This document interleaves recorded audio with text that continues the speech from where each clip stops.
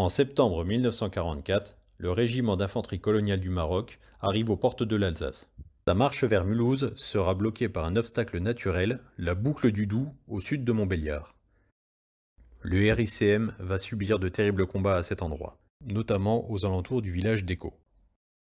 Lors de l'arrivée du régiment sur zone le 9 septembre, les unités de tête sont bloquées à 1500 mètres du village de Gou par un feu violent. Le peloton Martin reçoit pour mission de pousser jusqu'à Colombier-Châtelot, mais il sera pris à partie à hauteur de Souran par l'ennemi.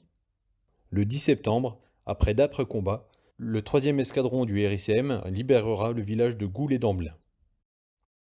Le 3e peloton du 2e escadron, commandé par le sous-lieutenant Gouriot, traverse le village de Gou, déjà occupé par le 3e escadron, et se dirige vers le village de Villars-sous-Écault par le petit chemin vicinal. Le temps est beau et le soleil offre une visibilité parfaite pendant leur progression, malgré l'état piteux de la route. Quelques rafales sont échangées avec des fantassins allemands qui fuient en direction de Saint-Maurice par les collines boisées qui se situent dans l'axe de marche. Arrivé dans le village, le peloton s'installe en défensive aux différentes issues et pose quelques mines antichars en direction d'Écault. La population en délire pavoise et embrasse ses libérateurs. La nuit tombe déjà lorsque l'ordre est donné au peloton d'abandonner la position et de revenir rejoindre le 3e escadron à Gou. Au moment où le 3e peloton rejoint le gros de l'escadron à Gou, il reçoit un nouvel ordre, celui de repartir et d'occuper le village de Villars pour la nuit. En effet, le capitaine Couturier, en étudiant sa carte et craignant pour la sécurité de son 3e peloton positionné dans ce qu'il appelait un coupe-gorge, les avait fait revenir. Mais, entre-temps, une autorité supérieure exigea que le village soit tenu.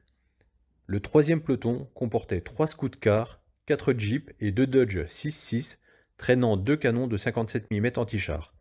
À peine 40 hommes au total.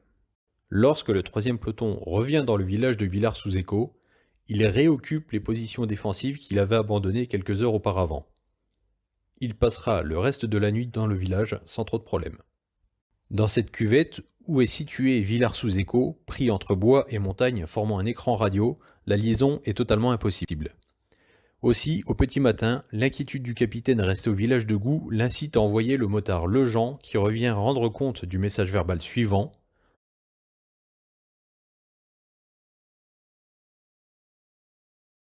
L'inquiétude est donc dissipée. Hélas, pour peu de temps. Il s'avère que les bruits de chenilles entendus dans la nuit n'indiquaient pas un repli de l'adversaire, mais bien au contraire la mise en place d'un détachement de la 11e Panzer Division qui a pour mission de coiffer le peloton Gouriot. Au petit matin, alors que des civils apportent des boissons chaudes aux marsouins en position dans le village de Villars-sous-Écault, des obus se mettent à tomber, et de plus en plus de rues. La position devient vite intenable. Ce qui fut pris pour un pilonnage d'artillerie était en fait une attaque de chars. Le sous-lieutenant Gouriot, après s'être rendu compte que sa position est prise entre les feux de 2 canons automoteurs de 105 mm venant de l'ouest et de ceux de chars venant de la crête au nord interdisant toute possibilité de repli, donne l'ordre de dispersion à son peloton. Malheureusement, le seul itinéraire encore disponible, qui tourne le dos à un éventuel retour vers les lignes françaises, est une sorte d'impasse donnant sur le nord du village et qui surplombe celui-ci sur quelques 200 à 300 mètres. Marcel Arnoux, qui était conducteur de scout-car, avait son véhicule posté à l'angle même de ce bout de chemin. Il se lève de son siège et regarde alentour. Il aperçoit sur la route du bas, près des premières maisons en venant de Gou, un char allemand. Le véhicule du sous-lieutenant Gouriot arrive en trombe, le dépasse et crie au passage « Barrez-vous, nom de Dieu! Dégagez! Dégagez !» C'est alors que commence la grande pagaille. De partout, les armes claquent. Tous les hommes foncent dans ce chemin sans issue et louvoient dans un champ entre les buissons et les bois. Pris au piège dans un cul-de-sac, les équipages mettent pied à terre et les antichars tentent une mise en batterie contre les blindés qui approchent. Marcel Arnoux, au volant de son scout-car, fait tout pour éviter d'être visé.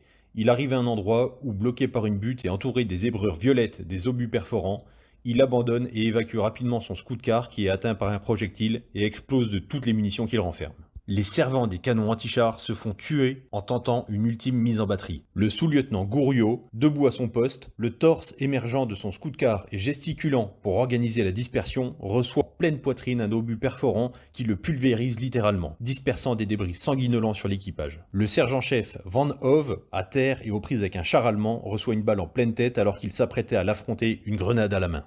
Le capitaine Couturier, pressentant le drame et sans autre information sur le sort de son 3e peloton, décide alors une opération de dégagement sur Villars avec les pelotons Carré et Escara auxquels se joignent 2 chars du 7e régiment de chasseurs d'Afrique.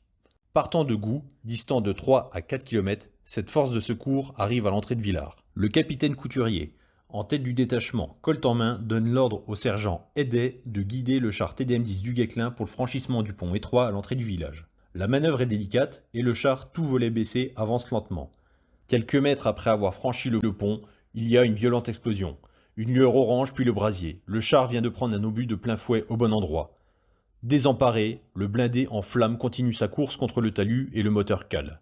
Un seul homme en sort, couvert de sang et de débris humains. Hagard, fou, il fonce vers le sergent Heydet et lui demande de lui dire où il est blessé. Le sergent n'a pas le temps de répondre que le membre d'équipage du char part en courant, tandis que commence à l'intérieur du blindé le feu d'artifice des munitions.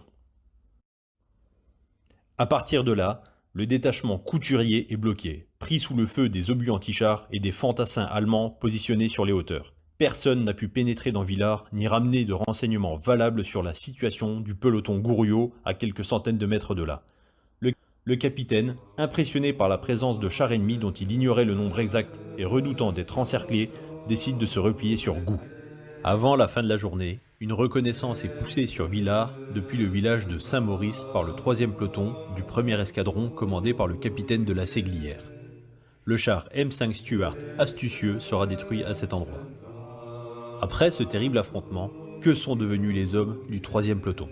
5 hommes furent faits prisonniers et seront libérés à Strasbourg au moment où la 2e DB du général Leclerc entrera dans la ville.